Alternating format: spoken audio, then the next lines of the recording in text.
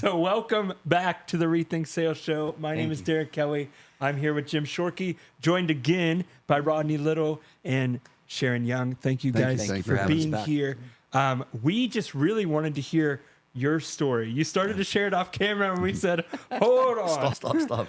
You just have a really powerful story, not just from the dog therapy perspective, but also just your perspective on life and the way you look at life. And just Jim was saying off camera, the presence you bring when you're here with us in the room. Powerful. So we just wanted to hear your stories. You can start wherever makes the most sense. You can talk with your journey with Rodney, but just go where you feel led, and we just want to listen. I remember the day that we got that phone call that the accident had happened. At that point, we really did not believe that Rodney would be there at the end of the day. I was there the day he stood up out of his wheelchair in church when they said it would never happen. So when my time came in about, I think it was 2018, I shattered my ankle. I worked in the family business, and when I could no longer work, it left a very bitter hole. And I was deemed pretty much worthless. That attitude left me feeling like I was worthless. I could not accomplish what I had accomplished for the past years because I was a big part of that family business. So I went downhill pretty fast and found it necessary to leave the negativity of the situation I was in and to go out on my own. I had been involved with my first dog, Ruby, on the team. Ruby had passed, and Penny was just a puppy. The first thing I had to do when I left was figure out how I was going to support myself because I left the family business. I had nothing. And I looked to Rodney and what he had gone through with his injury, which was much worse than mine. And I thought to myself, I can do this. I need to get involved with the people who are positive, the people who are accomplishing something, the people who are making a difference. This is Penny. Hi, baby. Pretty girl. Penny and I became a part of the therapy team. She had her puppy training. Hi, Penny. She was born in 2019. We knew we were going to be a part of the therapy team, but I was still pretty low. Yeah. I was working in a job. That was my first thing. I had to find a job, and I'm a firm believer that no matter what job you are doing, you make that the best job that there is. Perfect. You do the best that you are. You are number one. Perfect. Jim loves that. And that brought me back up. I was caring for people, which is something I've always been a nurturer. I take care of people. It's a great quality. I looked to Rodney and how he had accomplished what he had accomplished because at one point, he didn't know if he had a business left.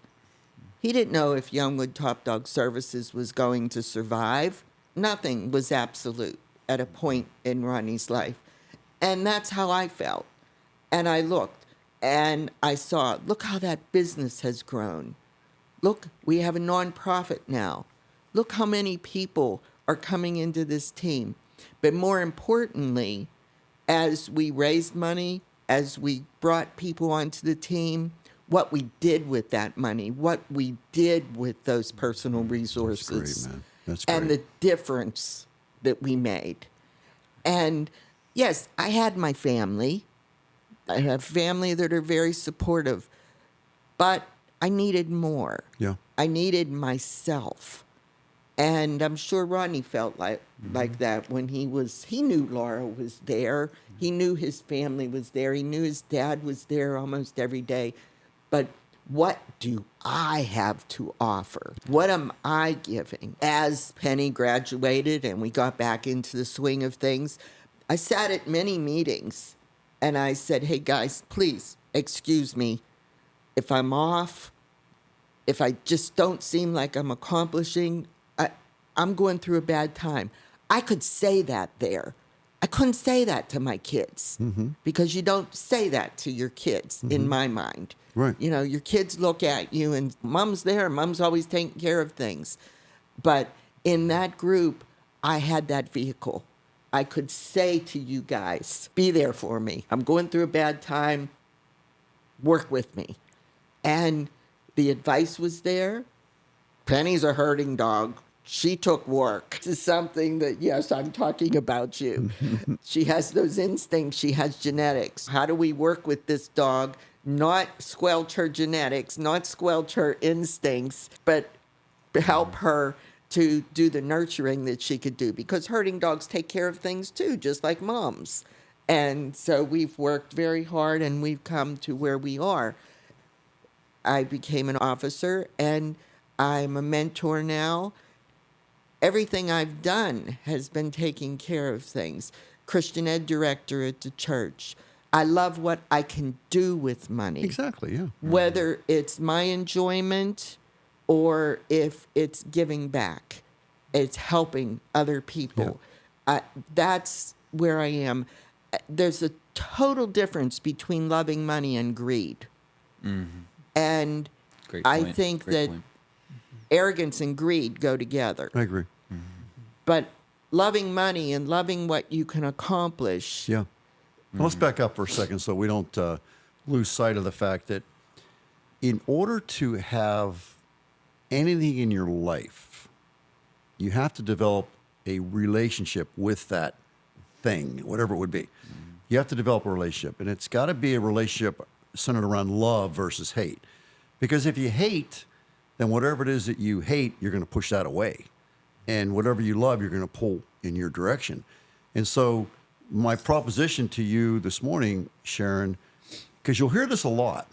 I don't love money. I only love what I can do with money. Good luck with that, because if you don't love money, you're not going to have any money to do what you want to do with it. Right. So there's this big thing in our species, in our country, whatever you want to, however you want to characterize that.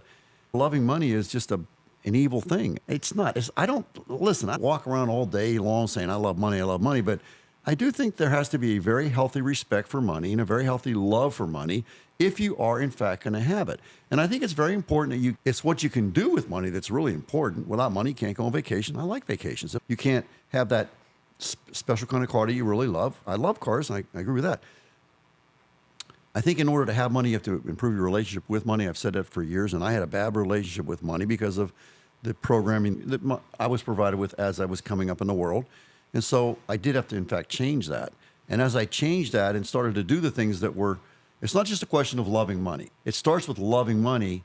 And then the question that you need to ask yourself is, okay, what do I have to do to have more of this stuff that I really love, so that I can do the things that I really want to do that give me a sense of purpose? You hit on it, but you went over it very fast. If you want to know the formula for getting rich, if that's what you want to characterize it as, or having lots of money, however you look at that, the formula is, at least in my world, is to bring more value to your hours. And so can you think back to when you left family business? Do you remember what you got paid per hour for that job? Don't tell me. You remember? Is that in your head? Yeah. Okay. And so people will tell you, do you want to share that number? If you don't, I'm okay with that. I don't have to have it. I was making about $13 an hour. Okay. And so that's pretty darn good, by the way. That's a good number, but you're probably not going to get rich on $13 an hour. But here's the formula is, no matter what to pay, bring twice the value to the job. So if you're getting paid $13 an hour, then the formula would state, okay, I'm going to bring $26 worth of, and there's too much of this, for that amount of money, I'm not going to do that stuff. No, that's wrong thinking. That's not money thinking. Right. So you bring $26 worth of value, and what does that mean? That means that the floors have never been so clean as they are under your watch. The garbage cans have never been so empty as they are under your watch. The toilets, which nobody wants to do because that's beneath whoever, they're so freaking clean. It's just a delight to go into. The toilet paper is always where it's supposed to be. The sinks are clean. The paper towels are working properly. All these things. And so we're bringing more value to that hour, to that job, right? And what happens when we do that is we will, in fact, get noticed. We'll get noticed by our employer. But what people miss most times when we get into this conversation is they miss the outside opportunities to get noticed, okay? So let's just, for talking purposes, let's assume that you're working at Panera. and they're paying you $13 an hour. And so, same garbage cans never been so empty, toilets never so clean, floors are perfect. Every time I walk by a customer, hey, how you doing today? Is there anything I can do to be of service to you? I really could use some napkins. No problem. I'll go get you those napkins. And we just keep doing it and doing it. And what happens is it's a law, like the law of gravity, it's a law of probability. Eventually, somebody outside that business will notice you. And they'll say, would you mind if we had a conversation off hours? I really would like to talk to you. And so, listen, I've got this family-run business, and we could sure use a lady like you. What are they paying you an hour to work here? They're paying me $13 an hour. You know what? We'll pay you $26. We think you're that valuable. We would love to give you a shot. And so, again, remember the formula. So now you're getting paid $26 an hour. What's the formula? How much value are you going to bring to that $26 an hour job? Right. You're going to bring 50. 52. We're going to bring more value to the hour. And what's going to happen? We're going to get noticed, either by our employer or by somebody outside of the place of employment. You will get noticed. It's called the law of compensation. Now, Ralph Waldo Emerson wrote a book called The Law of Compensation. It's a phenomenal book, 100 years old. And it's just like the law of gravity. Can I give a quick story about Sure. Germany? When I was in the Army, my first 3 weeks there, it's called in processing. You don't do much except whatever they tell you to do. You don't have a real job or direction yet. And they had me unloading these furniture trucks for new soldiers coming in. But I took pride. Everything I did in the military, I was what you call a high-speed soldier. My boots couldn't be any more polished or shiny. My uniform was so pressed. And one day a sergeant major came walking by, and he walked up to me and says, "What are you doing on this truck, soldier?" And I said, "I'm unloading the truck, sergeant major. This is my job." And he said, "Not anymore. You're coming up to work at headquarters with me." And he went and found my first sergeant, who was from Pittsburgh, and he said, "This private here, he's coming up with me. He's too squared away to be in this truck anymore." And from that point, I had a new job, and it was great. But I got noticed, and I love Jim's analogy because it's so true. It happened with me at Arby's when I was scrubbing the toilets there. It happened with me in the Army, and it's such a realistic comparison to what everybody should be doing and striving for in their life is to get noticed and work hard. Put your name on it. Exactly. In other words, like, I did this job, and here's the proof. Here's my identification on it. This, wow, you did a heck of a job, Sharon. That's the idea. That's what the Girl Scouts preach. That's what the Boy Scouts preach. Do your best. And I think, I don't want to talk in absolutes because I hate absolutes, but I think to a degree, we've lost that mentality in our society today. Mm-hmm. And I think we've moved from a do your best mentality to an entitlement mentality. Oh. And I think that's problematic. Yeah. And entitlement is nothing more than arrogance. That's what it is. Mm-hmm. And arrogance is the number one enemy of any successful enterprise, be it a church, be it a marriage, be it a business, be it a sports team. And we've all seen the evidence of that. And as soon as we think we're better than everybody else, we start to go downhill. Mm-hmm. We're not. We just need to keep working on, okay, I did $10 an hour yesterday. Today I'm going to shoot for 12. I did 12 today. Tomorrow I'm going to shoot for 14. We just keep working on getting better and better and better, and you will get noticed. It's a law. It's called the law of compensation. It and is. I really believe in that law. Yeah. Okay. I do too. Yeah. So no matter who you are, no matter where you are, age is not a factor, sex is not a factor, heritage is not a factor, from America, from Europe, from Africa, none of this is a factor. If you find that there's an opportunity for you to get better, then that's what this is really all about. So in Rodney's case, his opportunity for getting better was to get out of the wheelchair and to be able to stand with his wife and go through his marital vows. But he now has a massively larger idea about this. And I think, Rodney, correct me if I'm wrong, I think Rodney's feeling about it is, heck, if I can do this for me, can I do this for Sharon? And yeah, I think I can. So I do it. And here we are. And then it becomes the two of them together saying, if we can do this for Sharon, if we can do this for Rodney, can we do this for somebody else? I think we can. And so we keep working at it. And eventually, instead of it being 1, it's 10. Then at 10, it's 100. And who knows, it could be 1,000,000 when it's all said and done. But the beauty of that whole idea is that you may think, I don't sell cars. Okay, that's okay. A lot of people don't sell cars. There were times when I didn't sell cars, quite frankly. But so you're not a car salesman. I am. But maybe you're a full-time father, which is a huge job. What can we do to become a better father? And what's the downstream impact of that? on. So whatever that goal would be, it really does come down to the question of where have I been? Where am I right now, this very minute? And where do I really want to go? Is it in my heart? Does the reason why I want to go to there, does it make me emotional? Does it make me cry? Does it give me that chill? Does it make the hair stand up on my neck? Does it do that? Yeah, it really does.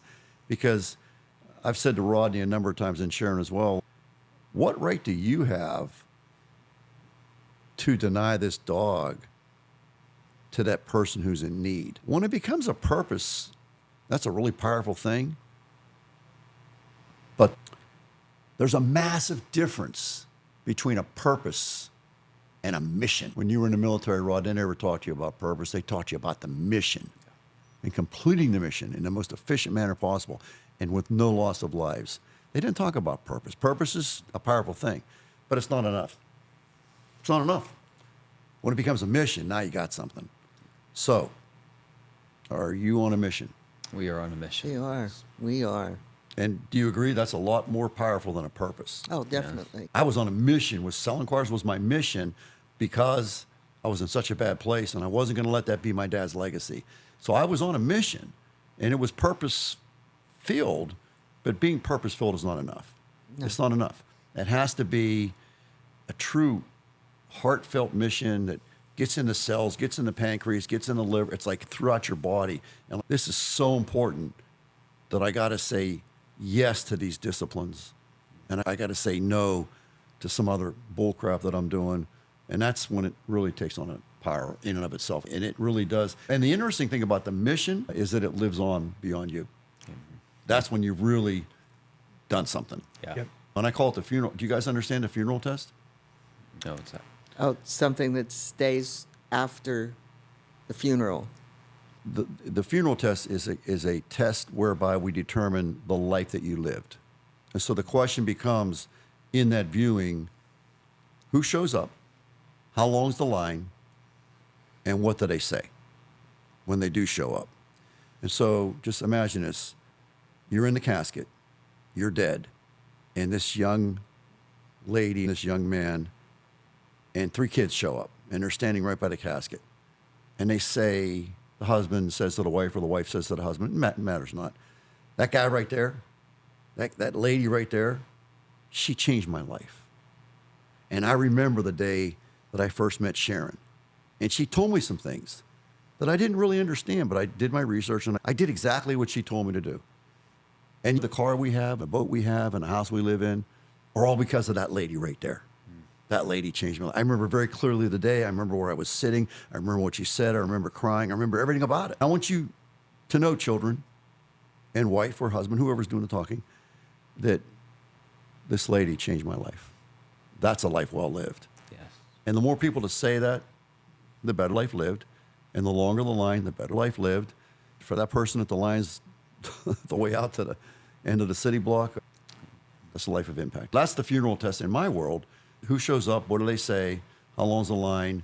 And if you think about it, if you did that with one person in your life, that'd be pretty darn cool to have one person that says, wow, this was life-changing. And of course, if it's 10, then it's 10 times the joy. And if 100, it's 100 times the joy. But who shows up and what do they say? That's the funeral test. Things get better when I get better. What if that's true? Yeah. So what's the mission? Let's get better. Yep. I only got 3 push-ups today. Let's go for 4 tomorrow. I only walked a mile today. Let's walk a mile and a half. Things get better when I get better. What if that's true? That's the method that I'm using to recover from my hemorrhagic stroke a year ago. And when people talk to me, they doubt that I had a stroke. They don't believe it. They just don't. Phenomenal change. They don't see your it. progress, And I'm sure that if they look at you, they'll say, come on. Yeah. This guy wasn't in a wheelchair. No way. He was. That's the truth. Things get better when Rod gets better. Things get better when Sharon gets better. Things get better when Derek gets better. Things get better when Jim Shorkey gets better. What happens when we all get better? What happens when everybody on the Top Dog Therapy team gets better? And that's your mission. You have many missions, but that's one of your missions is to get your people better so that we can serve the cause that much better.